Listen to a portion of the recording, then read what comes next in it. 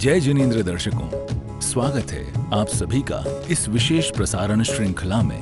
अन्य दिनों की तरह अनुष्ठान के 26वें दिन यानी 29 अगस्त 2022 की प्रातः काल भी सभी भक्तों ने मंदिर जी में श्री 1008 त्रिनेत्रधारी भगवान आदिनाथ के समक्ष पूर्ण भक्तिभाव से जिन अभिषेक किया।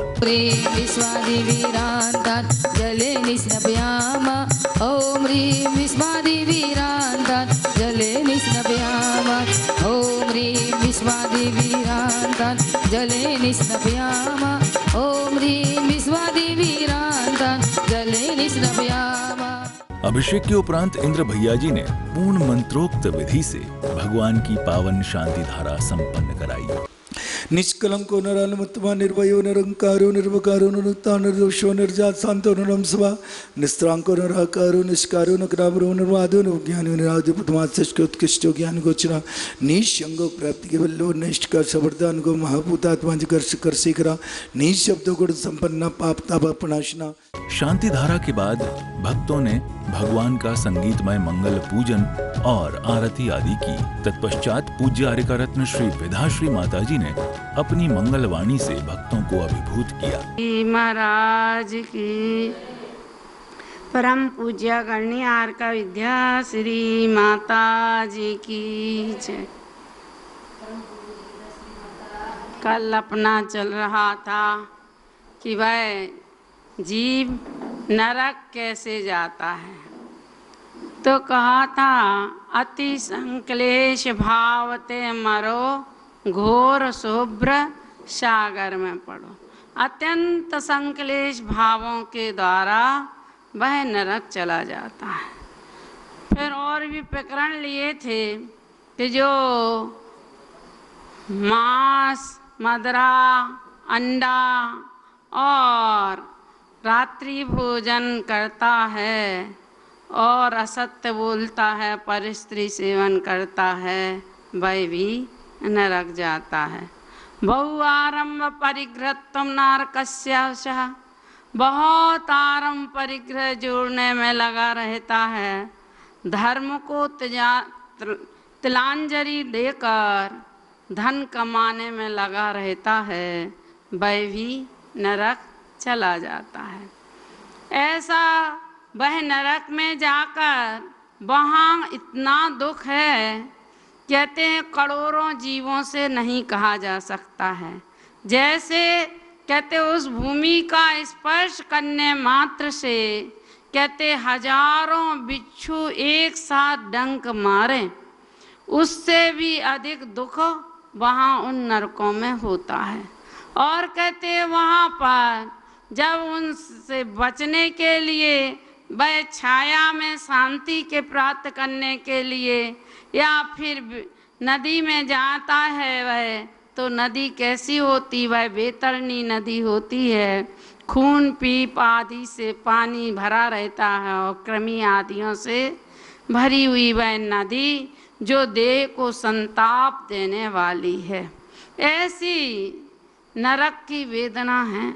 यहाँ पर इतनी दुर्गंध है कि एक कण भी इधर आ जाए तो एक कोस के जीव मर जाते हैं पहले नरक के, और दूसरे नरक के आ जाए तो 1.5 कोस के मर जाते हैं, तीसरे नरक के आ जाए तो कहते 2 कोस के मर जाएंगे, और चौथे नरक के आ जाए तो कहते 2.5 कोस के मर जाएंगे, और 5वें नरक के आ जाए तो 3 कोस के मर जाते हैं, और 6ठे नरक के आ जाए तो 3.5 कोस के, और 7वें नरक के आ जाए तो 4 कोस। और 1 कोस कितने का होता है, कहते 1 कोस 4 मील का होता है। ऐसे जीवों की हिंसा हो जाती है, इतनी दुर्गंधी है। यहाँ तो थोड़ी सी दुर्गंधी सहन नहीं होती है, और वहाँ ऐसी परवश होकर इतनी दुर्गंधी सहन करता है। और वह कहते जहाँ उत्पन्न होता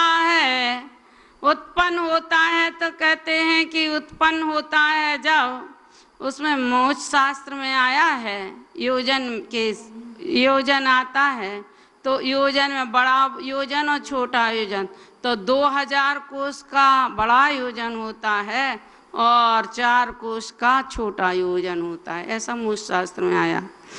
तो कहते हैं कि वह नरकों में कहते वहाँ से निकलता है, तो कहते हैं कि वहाँ जो उत्पात सैया है वह भी छोटी मोटी नहीं है। पहले नरक की है तो 1 कोस की, दूसरे नरक की 2 कोस की, तीसरे नरक की 3 कोस की, चौथे नरक की 1 योजन की, दूसरे 5वें नरक की 2 योजन की, और 6वें नरक की ऐसे 3 योजन की, और 7वें नरक की कहते हैं 100 योजन की है। और वह ऐसा नहीं कि जाके और उत्पन्न हो गया और चल रह गया, कहते गेंद की तरह वह उचकता रहता है। 36 प्रकार के तो बहुत तीक्ष्ण वहाँ पर औजार लगे रहते हैं, और उनमें वह गेंद की तरह उचकता रहता है। और कहते कितने कितने ऊंचे उचकता है, तो कहते हैं कि वह इतने ऊंचे उचकता है, पहले नरक का जो नारकी होता है वह 7 योजन और 3.25 कोस तक उचकता है, और दूसरे नरक का नारकी कहते 15 योजन और 2.25 कोस तक उचकता है। और तीसरे नरक का नारकी है तो कहते हैं वह 31 योजन तक उचकता रहता है। और चौथे नरक का जो नारकी है तो 62 योजन तक, और 6ठे नरक का नारकी है तो कहते हैं वह 6ठे नरक का नारकी है तो कहते 125 योजन, और 7वें नरक का नारकी 500 योजन ऊंचे से फिर नीचे गेंद की तरह बार बार गिरता है और उठता है। फिर ऐसे दुखों को भोगता हुआ वह जाता है कि चलो ये सेमर का वृक्ष लगा हुआ है, इसकी छाया में हमें शांति प्राप्त होगी। तो कहते हैं वहाँ पर भी सेमर जैसा ही वो बैठता है तो सेमर के पत्ते गिर गिर कर उसका शरीर को तलवार की तरह फाड़ देते हैं। और इतनी भूख लगती है, कहते हैं इतनी ठंडी लगती है कि कहते हैं एक सुमेरु पर्वत जैसा 1 लाख योजन का गोला भी अगर डाल दें तो वह भी गल जाए, पिलक जाए, इतनी गर्मी और इतनी ठंड कि 1 लाख योजन वाला गोला डाल दिया जाए उसमें तो कहते हैं वह गल जाता है। तो वह कितने कितने नरकों में, तो कहते पहले से 5वें नरक के ऊपरी भाग तक तो गर्मी है, और निचले भाग में 5वें नरक के निचले भाग में और 6ठे और 7वें नरक के कहते हैं कि वहाँ पर ठंडी है। इतनी ठंडी और इतनी गर्मी सहन करके आया है यह आत्मा, किसी और की कहानी नहीं, अपने आत्मा की कहानी है कि हमने जो संक्लेश परिणाम किए उनका यह परिणाम है। फिर इतने पे भी संतोष नहीं होता, फिर वे तीसरे नरक से वे नारकी अम्बा अम्बरीश नाम के जो देव हैं वे आकर पूर्व भव प्रत्यय नाम का कुअवधि ज्ञान रहता है तो वे उन्हें स्मरण करा कर और ऐसा कहते हैं कि उनके शरीर के तिली तिली के बराबर टुकड़े कर देते हैं। वे संस्कार कहते जो आज इधर मनुष्य पर्याय में संस्कार है ना, इधर की उधर बढ़ा दी, उधर की इधर बढ़ा दी, इधर की उधर चुगली कर दी, उधर की इधर चुगली कर दी। बात ऐसी है कि कोई का अगर कोई दोष देख लेना तो जब तक कह ना देना तब तक चैन नहीं पड़ती है।